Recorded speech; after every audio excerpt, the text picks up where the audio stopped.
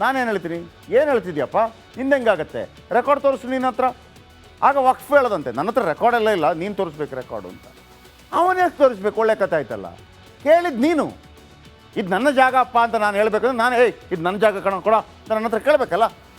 ಇದು ಹಂಗಲ್ಲ, ಇದು ನನ್ನ ಜಾಗ, ನೀನು ರೆಕಾರ್ಡ್ ತಗೊಂಬ. ರೇ ಇದು ಹೋಗ್ಬೇಕಾ ಬೇಡ? ಆಯಿತು. ಅವನು ಸರ್ ಇವರು ಬಂದು ನನಗೆ ಕಾಟ ಕೊಡ್ತಾ ಇದ್ದಾರೆ ಅಂತ ಕೋರ್ಟ್ಗೆ ಹೋಗೋಂಗಿಲ್ವಂತೆ, ಇವರು ಡಿಸೈಡ್ ಮಾಡಬೇಕಂತೆ. ಅರೆ ಯಾಕೆ ಯಾರು ಸಂವಿಧಾನ ಬಗ್ಗೆ ಮಾತಾಡ್ತಿಲ್ಲ, ಕಾನೂನು ಬಗ್ಗೆ ಮಾತಾಡ್ತಿಲ್ಲ?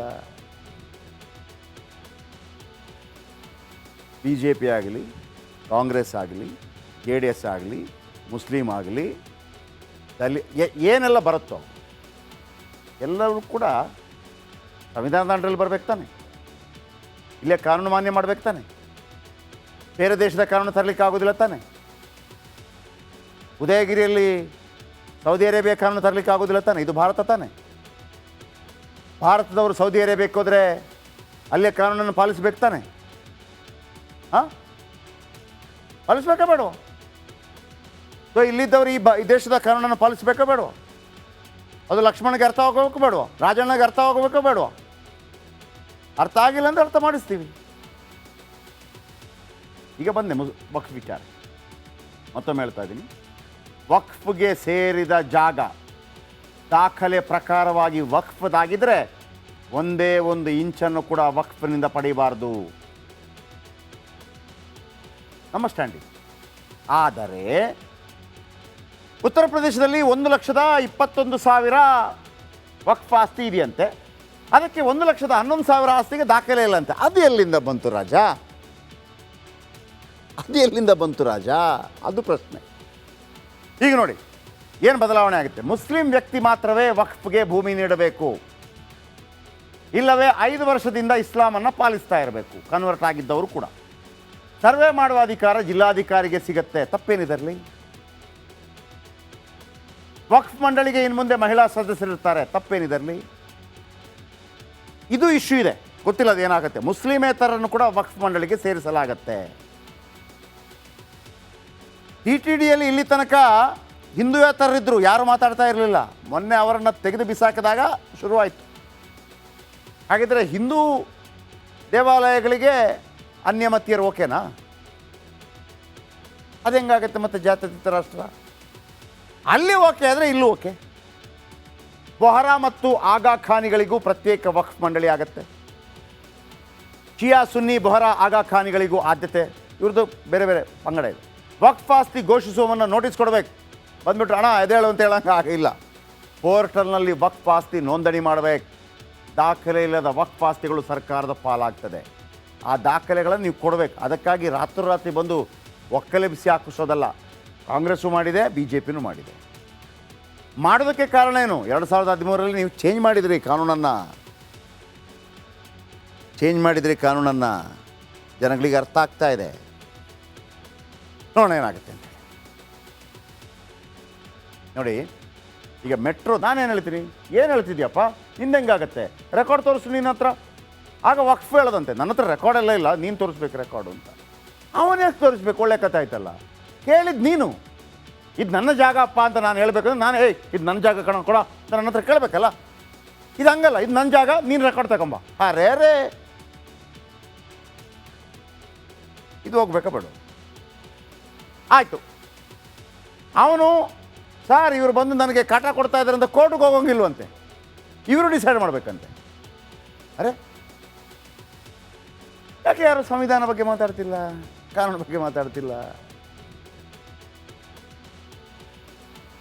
ಬಿ ಜೆ ಪಿ ಆಗಲಿ, ಕಾಂಗ್ರೆಸ್ ಆಗಲಿ, ಜೆ ಡಿ ಎಸ್ ಆಗಲಿ, ಮುಸ್ಲಿಂ ಆಗಲಿ, ಏನೆಲ್ಲ ಬರುತ್ತೋ ಎಲ್ಲರೂ ಕೂಡ ಸಂವಿಧಾನದ ಅಂಡರಲ್ಲಿ ಬರ್ಬೇಕು ತಾನೆ, ಇಲ್ಲೇ ಕಾನೂನು ಮಾನ್ಯ ಮಾಡ್ಬೇಕು ತಾನೆ.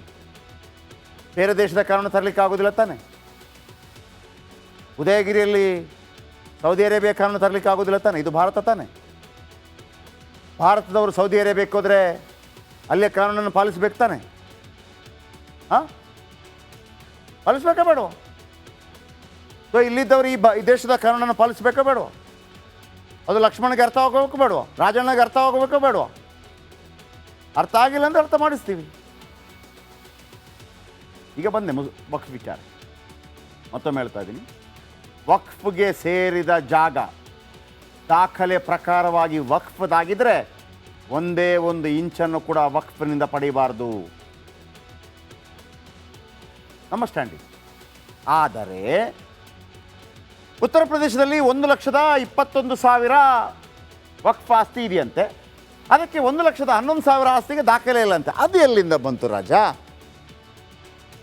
ಅದು ಎಲ್ಲಿಂದ ಬಂತು ರಾಜ? ಅದು ಪ್ರಶ್ನೆ.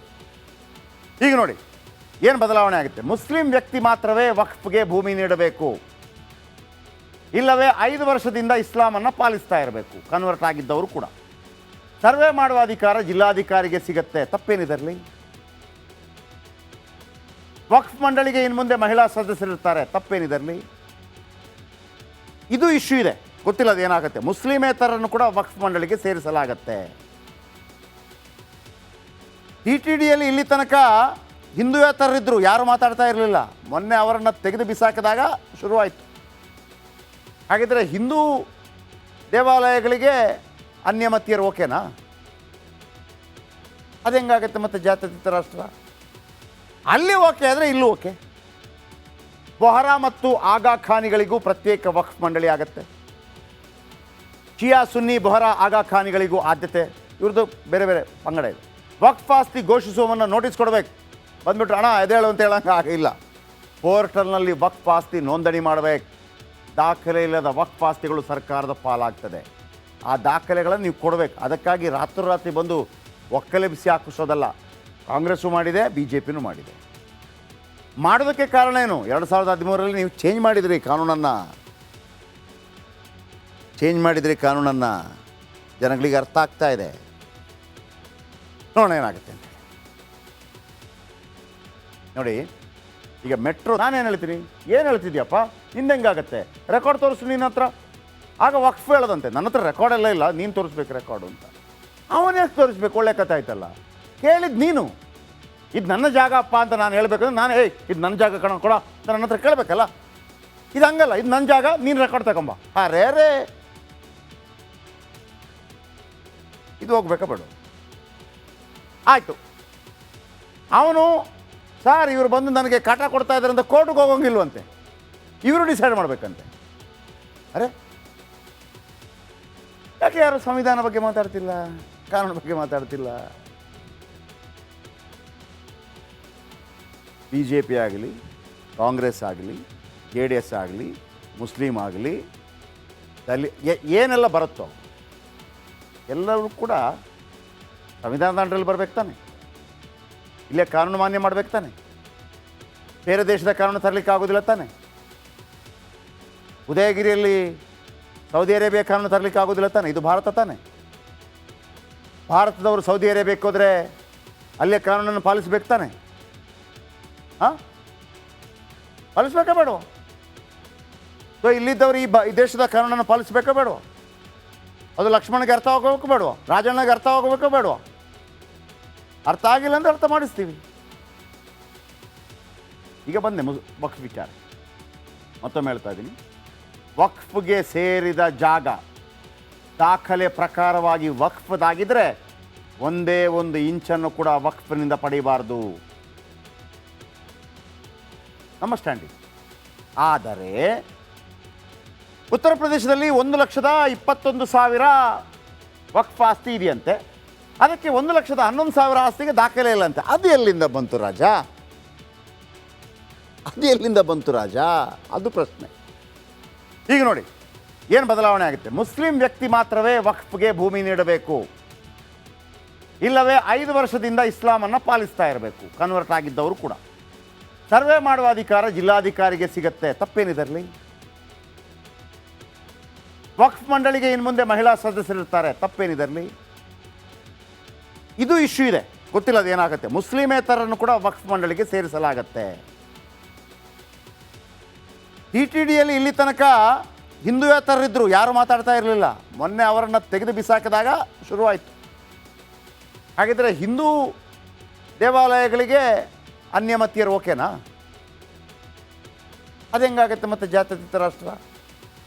ಅಲ್ಲಿ ಓಕೆ ಆದರೆ ಇಲ್ಲೂ ಓಕೆ. ಬೊಹರಾ ಮತ್ತು ಆಗಾ ಖಾನಿಗಳಿಗೂ ಪ್ರತ್ಯೇಕ ವಕ್ಫ್ ಮಂಡಳಿ ಆಗುತ್ತೆ. ಶಿಯಾ ಸುನ್ನಿ ಬೊಹರಾ ಆಗಾ ಖಾನಿಗಳಿಗೂ ಆದ್ಯತೆ. ಇವ್ರದ್ದು ಬೇರೆ ಬೇರೆ ಪಂಗಡ ಇದೆ. ವಕ್ಫ್ ಆಸ್ತಿ ಘೋಷಿಸುವವನ್ನು ನೋಟಿಸ್ ಕೊಡಬೇಕು. ಬಂದ್ಬಿಟ್ರೆ ಹಣ ಎದೇಳು ಅಂತ ಹೇಳಂಗೆ ಆಗಿಲ್ಲ. ಪೋರ್ಟಲ್ನಲ್ಲಿ ವಕ್ಫ್ ಆಸ್ತಿ ನೋಂದಣಿ ಮಾಡಬೇಕು. ದಾಖಲೆ ಇಲ್ಲದ ವಕ್ಫ್ ಆಸ್ತಿಗಳು ಸರ್ಕಾರದ ಪಾಲಾಗ್ತದೆ. ಆ ದಾಖಲೆಗಳನ್ನು ನೀವು ಕೊಡಬೇಕು. ಅದಕ್ಕಾಗಿ ರಾತ್ರೋರಾತ್ರಿ ಬಂದು ಒಕ್ಕಲೆಬ್ಬಿಸಿ ಹಾಕಿಸೋದಲ್ಲ. ಕಾಂಗ್ರೆಸ್ಸು ಮಾಡಿದೆ, BJPನೂ ಮಾಡಿದೆ. ಮಾಡೋದಕ್ಕೆ ಕಾರಣ ಏನು? 2013ರಲ್ಲಿ ನೀವು ಚೇಂಜ್ ಮಾಡಿದ್ರಿ ಕಾನೂನನ್ನು. ಜನಗಳಿಗೆ ಅರ್ಥ ಆಗ್ತಾ ಇದೆ. ನೋಡೋಣ ಏನಾಗುತ್ತೆ ಅಂತ. ನೋಡಿ, ಈಗ ಮೆಟ್ರೋ